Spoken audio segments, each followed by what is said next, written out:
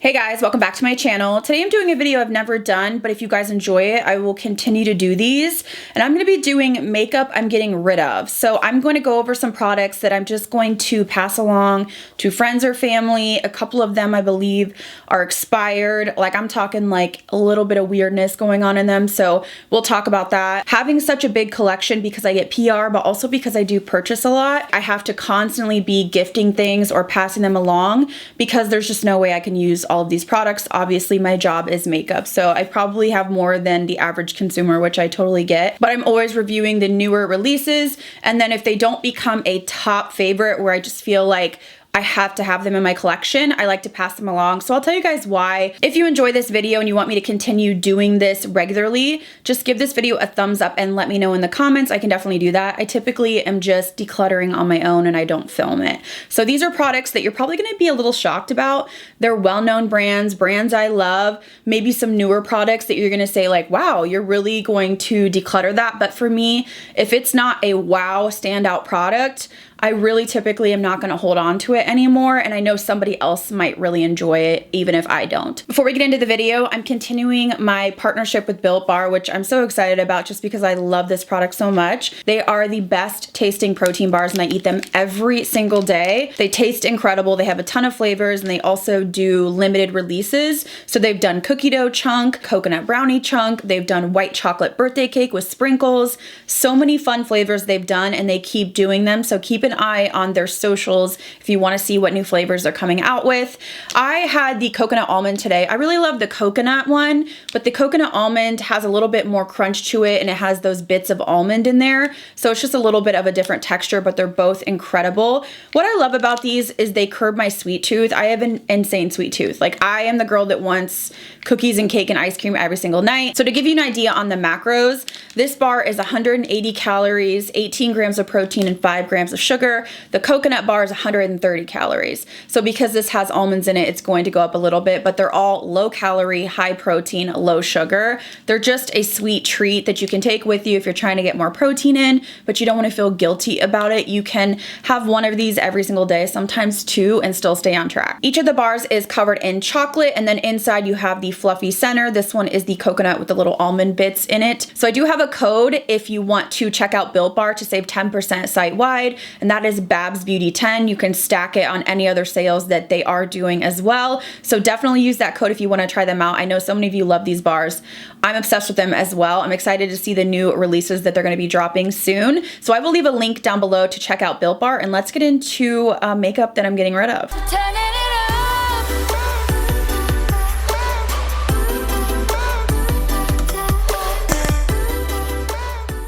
The first product I'm decluttering is a product that's not terrible, but it didn't wow me, and I noticed I haven't reached for it in a long time. So I always reference my top drawer.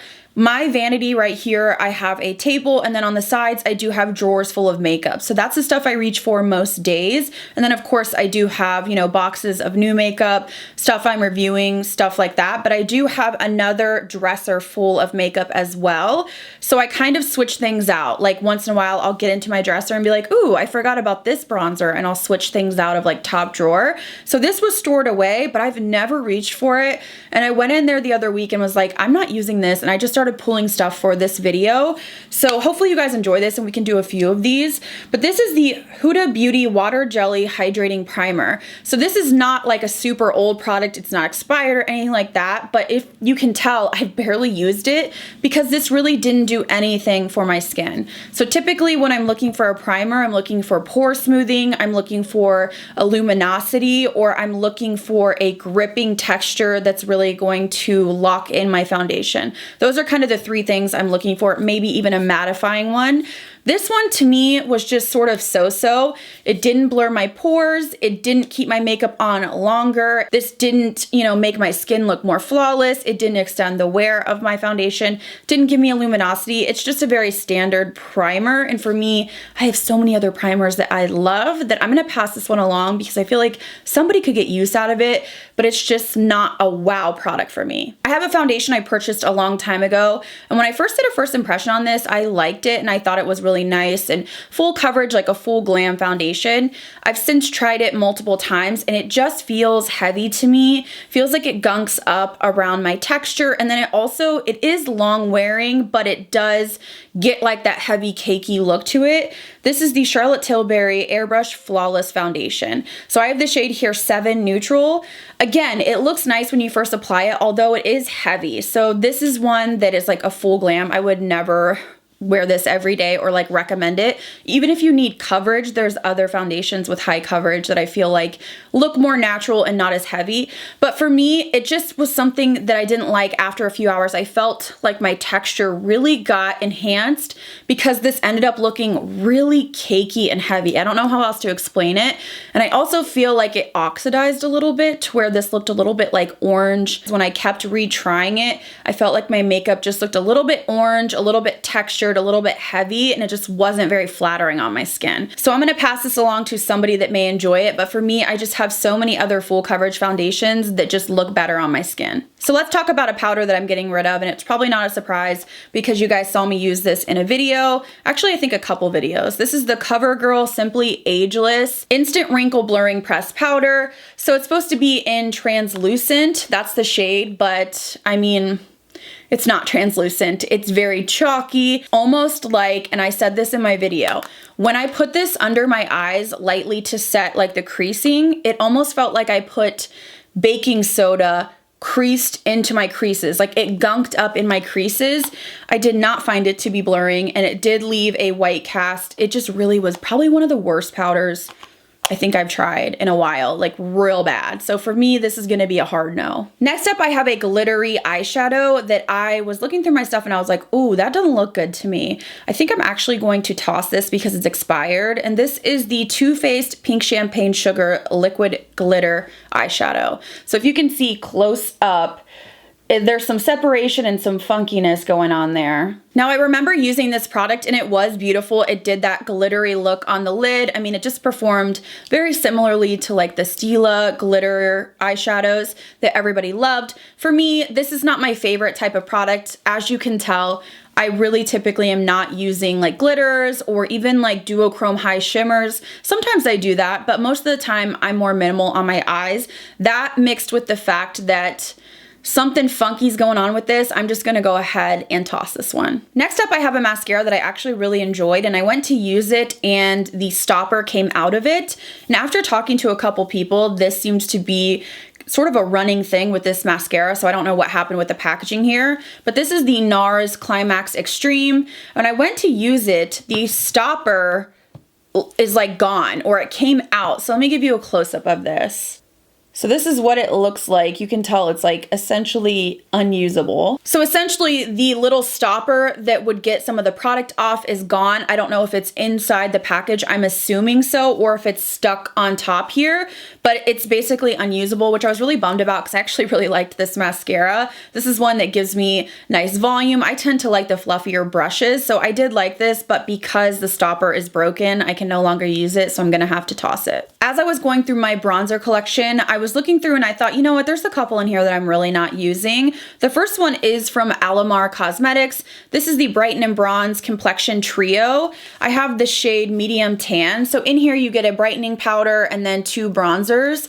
You know what, something about these just didn't wow me. Not that they were bad, it's kind of like the Huda Beauty. They're not bad, but I have bronzers and brightening powders that I literally reach for all the time, whether it be for the texture, the tone, the blendability, the long wear, whatever it is. And this just didn't wow me. It's okay, and it's something I bought myself, but I just don't reach for it. It's not something that I put on and I'm like, yes, that tone is perfect, or it blends beautifully, or it really brightens. It's just kind of a so-so product. And when I have 15 other bronzers that I really adore and love using every single time, this is just sitting in my drawer when somebody could be enjoying it. So I'm gonna go ahead and pass this one along as well. Moving on to blush, I actually have a couple that I was able able to part with. And I will say that blush is probably the hardest category for me. I really love blush, and it's hard for me to not like a blush. Blush is pretty easy to use or pretty easy to make. Brands don't typically fail with a blush formula. They're pretty standard, especially powder. Now, sometimes when they do cream blushes, they can be a little patchy or hard to work with, but this is a powder blush.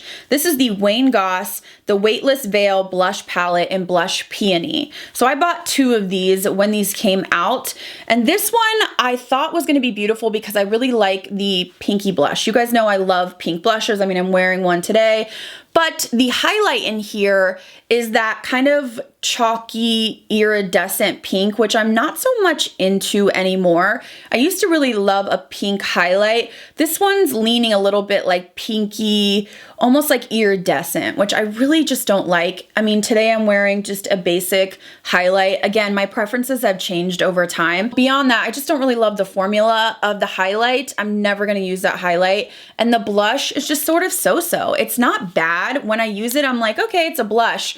But I just feel like I never reach for it. It's kind of like, yeah, okay, but it's nothing spectacular. And I don't know what it is about certain blushes, but you can, tell me down below if you have the same experience. Whatever it is, the tone, the texture, the glowiness, the matteness, the smoothness, the blendability, this just was okay. Again, very much like a lot of these products. But as you can see, I've literally barely touched this. I've tried it maybe 5-6 times and I wasn't wowed. So somebody else could really enjoy this because this is like a high-end product that I paid for myself. I just don't reach for it. It's sitting in my drawer when someone else could enjoy it. And I just don't think that these were my favorite for whatever reason. I got really excited and bought a couple of them, and neither of them became favorites for me for whatever reason. So I'm gonna go ahead and pass this one on as well. Speaking of blush, I have a liquid blush formula that I'm going to be passing on. And a lot of you are probably gonna be screaming at the screen and like, what are you doing? Why would you do that? I have so many cream and liquid blushes that I adore, and I just don't like this formula. I think it's hard to work with. So for me, I am going to be passing on my Rare Beauty liquid blushes. These are the matte liquid blushes. I have Bliss and Happy. To me, these are just hard to work with. They're the matte formula, and I do feel that they stick and grab. I have a hard time blending them, especially over powder. They're a little bit more finicky, and beyond that, like the colors are pretty, but I love my Say blushes. I love my Melt. I love the Tower 28. There's so many that I enjoy, the Patrick Ta, and these, for whatever reason, are just not the easiest to work with. I just feel like they grab, stick, and lift, and for me, it's just not worth the hassle when there's so many different formulas that I prefer over this. I know people love Rare Beauty, and there's some products from them that I adore as well, but this one is just not a hit for me, and somebody else could enjoy these, so I'm gonna go ahead and pass them on. This next product is something that I really was excited for, but I actually really dislike it. I don't even know who would like this, although some people do, but I haven't really heard any rave reviews. This is the Buxom Wonderlust Glow Highlighter in White Russian. So I was really excited about this because I thought it was gonna be like a light icy, like with a pink shift. Something about this is chunky, dry, and ashy, and that's all I can say about it. When you put it on the skin, it's almost like you put a gray ashy stripe on your skin. I don't love the formula. I hate the color. I truly do. It's just not flattering. It looks very dull, ashy, gray. Not so much pink. It's not brightening at all. So usually when I use a highlight, you want it to like brighten. It's on, the high points of your face. So for me, it's just not something I would ever reach for. I wouldn't recommend it to you guys. So I'm gonna go ahead and pass it on. I have a couple eyeshadow palettes I'm gonna be decluttering, and they're both from Morphe, and I have to tell you why. So let's start off with the Jaclyn Hill palette volume 2. For me, I just don't see myself reaching for this color story. Again, my preferences have changed, and I'm just very much neutral. Today I'm wearing the Natasha Denona Zendo palette, the new palette, and I did go for more of like the warm tones, but this is just a large palette with a lot going on, and I feel like I have these colors through and through in my collection. I'm just not so much into the Morphe eyeshadow palettes anymore, and I don't know if it's just the amount of shades. It's just a lot. I find myself really honing in on palettes with maybe like 10 to 15 shades, more like the mid-size Natasha Denona. I love the Huda Beauty 9-pan palettes, the Vive palette, the Makeup by Mario Master Mattes palette. Smaller palettes, I'm kind of moving away from the really, really large palettes like this. And I just feel like I'm never going to use this. I have so many palettes with these colors that I really am not going to use it. So I feel like somebody else could get use out of it. And it's just, I don't know, I'm sort of over, like I said, the old big, you know, 40 pan Morphe palettes. So for me, this is an easy pass. I do still have her original because I really like the color story. That was one of my favorite palettes for years. So I want to hang on to that, but I'm also going to be getting rid of, and I can't believe I'm saying this, but I think it's time. This is the Morphe Dare to Create palette. This is a big mamma jamma, okay? So that's partly it. This is huge. I mean, this is huge. If I travel, I want to go with something smaller. You know, I just don't want to be carting this around or storing it. I'm never going to reach into it because it's just so big and clunky. And again, I have all of these colors and other palettes. This was one of my favorite palettes, I have to say, because it has a lot of depth. So I feel like anybody could really create a beautiful, like, smoky look with this. And I love the tones in here. But again, it's just so clunky and big. I don't know how to store it. I don't even want to pull it out. It's just one of those that I've kept because I really did enjoy this palette in particular. But I feel like newer palettes have come out. And again, I'm just kind of really enjoying the more mid-size palettes. So not necessarily like the 4-pan or 5-pan palettes. I kind of go in the middle. So these are just too big for me, taking up space, and somebody else could really use them. The last couple products I am decluttering are also lip products. So I want to start off with actually probably one of the newest products to my collection. This was sent over by Makeup by Mario, and this is the Master Mattes Pro Lip Palette. I really am not going to reach into a lip palette. Now, if you were a makeup artist, I could totally see the appeal because you can use this on your clients with, you know, disposable lip brushes, and you can mix and match and do custom lip colors. For me, I am so much more into just like a bullet lipstick, and I just don't see myself reaching for this. I used it, I think, 1 or 2 times since I got it. I don't dislike the formula, and I think the colors are pretty, but I'm just not a makeup artist, and I'm not going to take the time to mix in colors to make it more pink or red or light or dark. It's just not something that's user friendly for me because then I have to get the brush and wash the brush. And for every day, I'm gonna grab a bullet lipstick, the color that I know I like, and I'm gonna put it on my lips and go. So I think the concept is great for, you know, makeup artists, and I do love some of his products. Like his Master Mattes eyeshadow palette has become a top pick for me. I've really enjoyed some of his products, but this for me is just very much geared towards a makeup artist, and I don't see myself reaching for it. It's going to sit in my drawer and collect dust, and I don't want that to happen. So hopefully, if anybody knows how to sanitize this, I don't even know if I can sanitize it. I might have to give it to like my sister or my mom or something because I don't even know how I could sanitize this, but it's just not something that I'm gonna reach for, and it's just going to basically collect dust. So for me, it's just not something that I want to keep in my collection because it's pretty big to store, and I have enough lipsticks that I already love. And the last product is actually again from Wayne Goss, which I feel kind of bad about, but I have to be honest, there's really not been anything from Wayne Goss so far that I've loved except for like one lipstick. It's like a really pretty burnt orange color, but I bought a couple of the blush duos, I bought the lip liners, I bought the lipsticks, the glosses, and nothing really stood out to me, and I just have to be honest. So I've kind of stepped back from buying, and I didn't buy any eyeshadow palettes or the new bronzer duos. But this is the Essential Lip Pencil. Now I bought 2 shades, and I'm gonna keep one because it is that burnt orange and it goes really nicely with that lipstick. Plus it's just like a different color for my collection. But this is the color Sepia. This one's a little bit too dry, almost to the point where I feel like I have to like really dig in to get some pigment. So you can see it has pigment to it, but to really get it going around my lips, I feel like I have to like push in hard. And then on top of it, I don't really like the color like I thought I would. So I have Melt Cosmetics Foxy, which is more of like a grayy nude. That's what I thought this would be like. This one has a little bit more of a, I want to say like a pinky mauve-y undertone. I just feel like with the Wayne Goss, I'm like pressing. Sometimes I'll go to line my lips and it's like nothing's coming off and I'm just pressing so hard. Just not a color that I'm loving or formula. It's not bad, it's just not wowing me, so I'm gonna pass it on. So that is everything for this video and makeup that I'm decluttering. If you enjoy these, I can definitely do more because I have a couple boxes set aside of products to show you guys. So I always declutter. It just keeps my collection in control and I don't feel overwhelmed. And plus, as I said, if I don't love something, maybe somebody else will, and I would rather gift it to a neighbor, friend, or family that's gonna use the product rather than just keeping it in storage. So I hope you guys enjoyed this video. Don't forget to check out Built Bar if you haven't tried them.